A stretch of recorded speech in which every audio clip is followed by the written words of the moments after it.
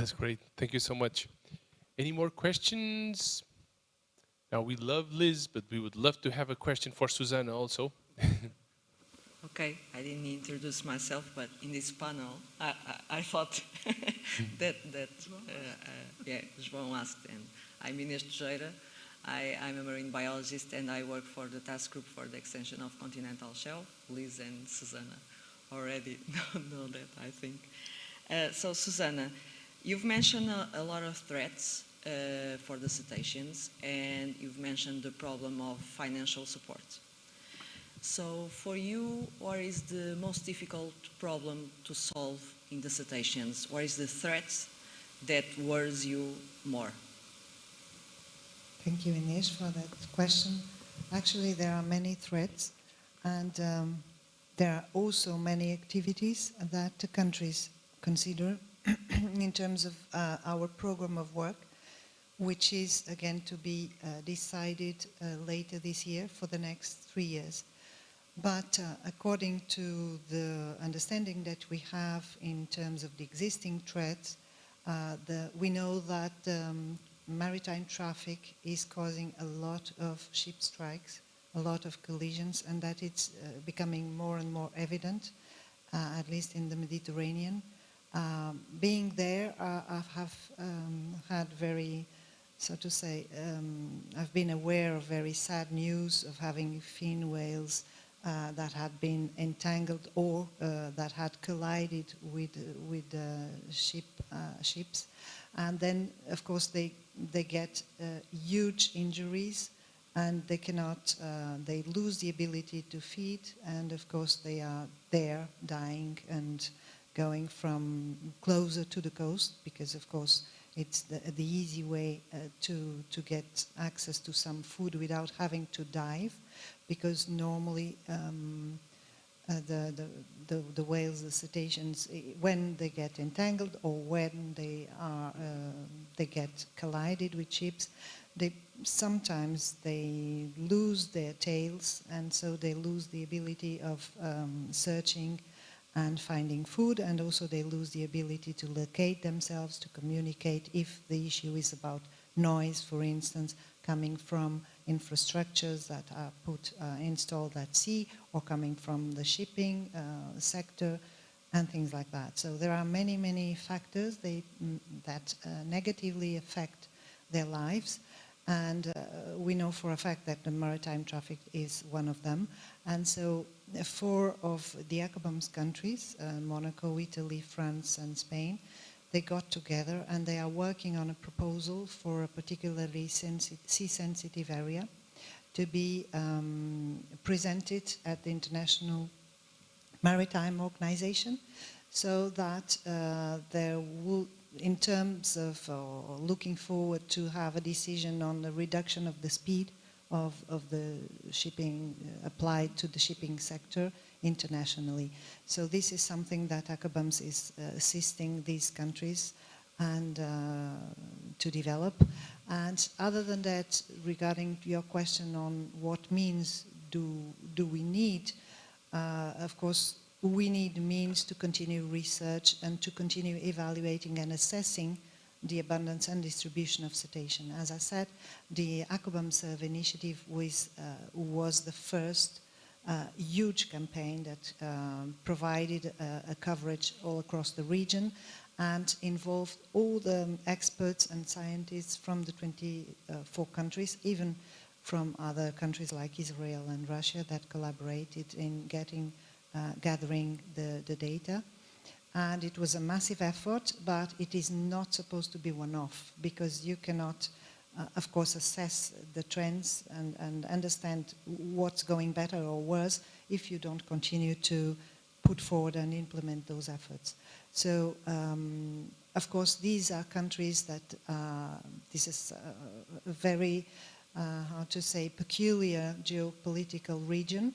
You have southern Mediterranean countries that have not the same means that the northern Mediterranean countries do. So it's very hard to keep a balance in terms of monitoring and research across the region. And we were very happy that we counted with the funds coming from the MAVA Foundation to implement this huge survey. But we're now looking forward to replicate those efforts at least every 6 years, according to the recommendation of our scientific committee.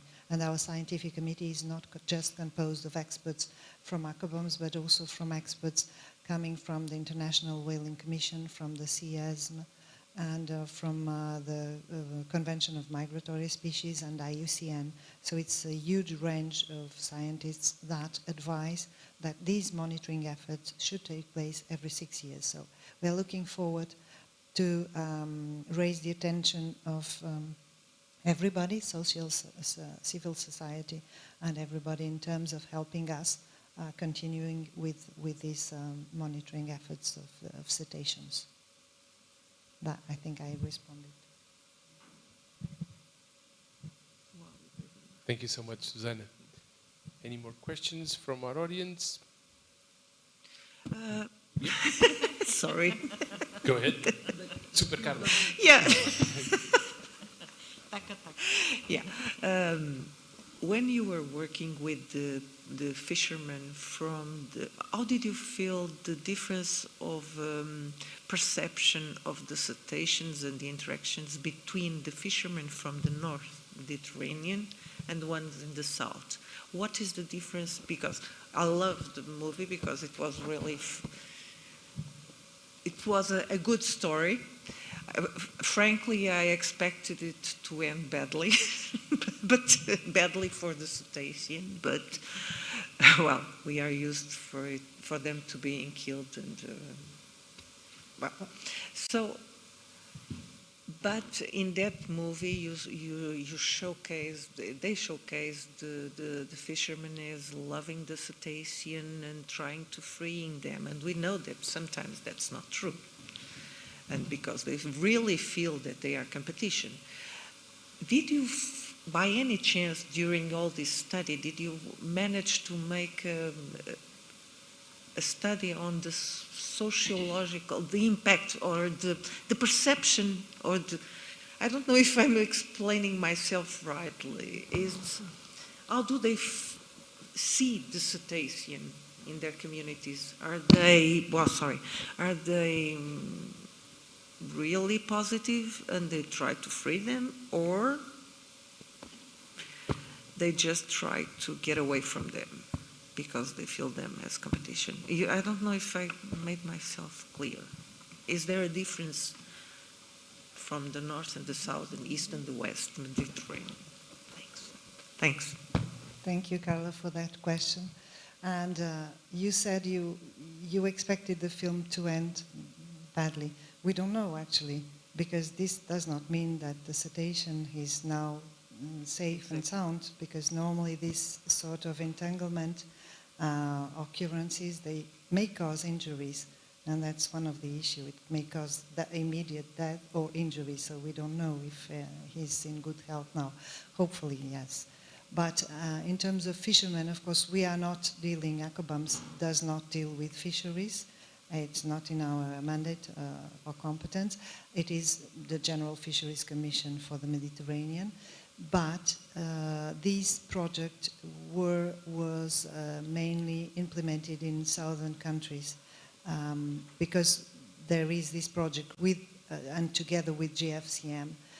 So to go to Tunisia and Morocco to try to, and the other countries, southern countries, to try to understand and to try to make the best of the dialogue with the fishermen. And so I don't have these elements about different behaviors, northern and southern Mediterranean countries, but I think that northern countries are very much aware of the impact of fishing and bycatch likelihood. And in the same way, the southern countries are very paying much attention to the ways in which they can avoid and they can adapt their activities if they know they are in the presence of cetaceans. So I think that now this kind of awareness is more than ever a fact. And I think that, of course, you said it's not always the case, because these unwanted interactions, like bycatch or even depredation, they may give rise to conflicts, because of course humans and cetaceans are competitors for the same sort of food, so we kind of understand that. And when there is bycatch, and of course fishes have also they lose their gears, as we saw in the film. It takes time to repair those. It takes time. It's time that they don't actually fish, that their income is really negatively impacted. So it may give rise to retaliation from fishers to cetaceans. But we know that humankind is very diverse as well. So hopefully, people, by raising this awareness, people are getting more human now and understanding, but that's the work that we do together with GFCM, to try to work and to seek for a situation where either fishermen and cetaceans are not that much impacted. But we know for a fact that there has been information about cetaceans that are intentionally killed. We don't know, if, of course, by whom in particular, but we can imagine that this may come from these unwanted interactions between human and cetaceans. But we are continuously working on that, and the reaction and the way in which these southern countries receive this collaboration is very productive, and it's very inspiring. So we will keep up with that work. Thank you.